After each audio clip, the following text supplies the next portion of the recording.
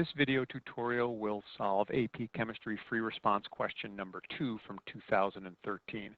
Let's briefly review the question. An electrolytic cell produces 235 grams of elemental aluminum according to the equation above, which details the reduction of aluminum oxide in the presence of carbon. So question subpart A. Calculate the number of moles of electrons that has to be transferred in the cell to produce 235 grams of aluminum. Well, first things first, let's figure out how many moles of aluminum we have. And that's shown here in this answer, 235 grams of aluminum converted to moles using the molar mass of aluminum. But how many electrons? For this, you need to know the oxidation state of aluminum in aluminum oxide. Aluminum is always a 3+, and it is reduced to the elemental form, which has an oxidation state of 0. So there are 3 electrons transferred per 1 mole of aluminum. So you could write a mole ratio that looks something like this: 3 electrons per mole of aluminum, per 1 mole of aluminum. So that's essentially all we're going to do. We're just going to take 8.71 moles of aluminum, multiply it by 3 electrons per 1 aluminum, and you end up with 26.1 moles of electrons transferred. Subpart B of the question asks the following. A steady current of 152 amps was used during the process, so we have an electrolytic cell here. Determine the amount of time in seconds that was needed to produce the 235 grams of aluminum. So we're given some information. From your equation sheet, this is the equation for current. Current in amps, 152, is equal to charge over time. And we were told 152 amps, the conversion is also 152 coulombs per second. What we are asked to solve for in this problem is time. So why not just take this equation and rearrange it? So we have time is equal to charge over current. So we know current, then what is charge? Charge has to be in coulombs. Charge is just a number of electrons, and we can convert number of electrons to current using Faraday's constant. Faraday's constant, written over here, is 9.65 times 10 to the 4th coulombs per mole of electrons. So now we have a way of going from moles of electrons, which we solved for in the previous problem, to coulombs. So we can substitute some values in here. Time, then let me extend the page. Time then is equal to, we have 26.1 moles of electrons. Let's convert this to coulombs, times 9.65 times 10 to the 4th coulombs per mole of electrons. And that's equal to 2.52 times 10 to the 6th coulombs. And now we can solve for this right here. Time is equal to, this was, by the way, equal to Q. 2.52 times 10 to the 6th coulombs divided by the current, which was 152 coulombs per second. So divided by 152 coulombs per second. When that's solved for, you get 1.66 times 10 to the 4th seconds. And you can leave it in those units as a final answer. Part C of the question asks us to calculate the volume of carbon dioxide measured at a certain temperature and pressure that's produced in the process. So this is a Puvnert question. Using the universal gas law.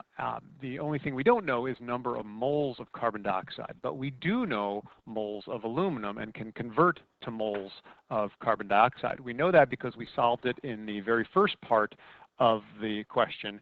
8.71 moles of aluminum is equal to 235 grams, which was given in the problem statement. So we can just take 8.71 moles of aluminum and convert it to carbon dioxide using a mole ratio. And that value is 6.53 moles of carbon dioxide.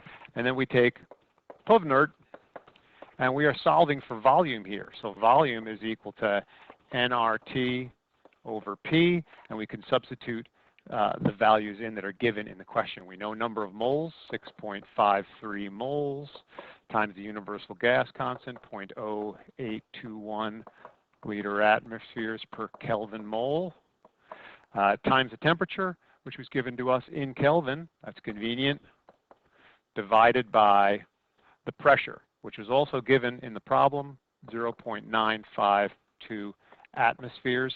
So solving for volume, you get 1.70 times 10 to the 2 liters. Part D of the problem is a written explanation as an answer. For the electrolytic cell to operate, the aluminum oxide must be in the liquid state rather than the solid state. Why? Well, aluminum oxide is an ionic solid. There are no mobile particles in the solid state. However, if you melt it, it is liquid. The particles, the charged ions can move, and in order for current to flow, you must have mobile charged particles. In part E of this question, we are talking about a completely different reaction from parts A through D. And that reaction is detailed up here. When solid aluminum is put into a solution of potassium hydroxide, a strong base, the reaction represented below occurs. So this reaction is spontaneous. That's a hint to come later. So using the table of standard reduction potentials, notice these are reduction potentials shown above, calculate the following. So first, we need to figure out what's the standard cell potential for this reaction. And from your equation sheet, you know that the standard cell potential can be calculated by taking the potential for the cathode, subtracting from it the potential for the anode.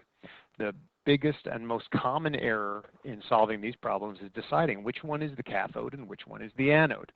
And there are a couple of ways to do this. First of all, you can look at the problem itself and see that in the forward direction in this reaction, we are forming hydrogen gas. Down here, this reaction is forming hydrogen gas, shown here, and these are reduction potentials listed in this table. So there's a clue that hydrogen is getting reduced. In addition, aluminum in the reaction starts off as elemental aluminum, and you know the oxidation state of an element is 0. In a compound, it's highly unlikely that a metal is going to get reduced. It's going to go from the elemental metal, it's going to be oxidized to a positive oxidation state. So aluminum is getting oxidized in this case. And that's also a hint can be taken from the table because we are producing a hydrated aluminum hydroxide as a product here, and it is shown as a reactant in the reduction in the half cell, reduction half cell. So this reaction, this part of the table, the top line of the table, the aluminum hydroxide reaction, needs to be reversed. So it is not a reduction, it is an oxidation. So now we know which value is which. And we can simply calculate this by substituting in for the cathode is negative 0.83 minus a negative 2.35. And you end up with a positive value, positive 1.52 volts. The final question in this, or sub-question in number 2 for your response is calculate delta G in kilojoules per mole for this reaction. Well, this is right off your equation sheet. Delta G is equal to the negative, that's an important part, the negative of the number of moles of electrons times Faraday's constant times the cell potential. The biggest error usually comes in calculating or figuring out the number of moles of electrons that are moving around.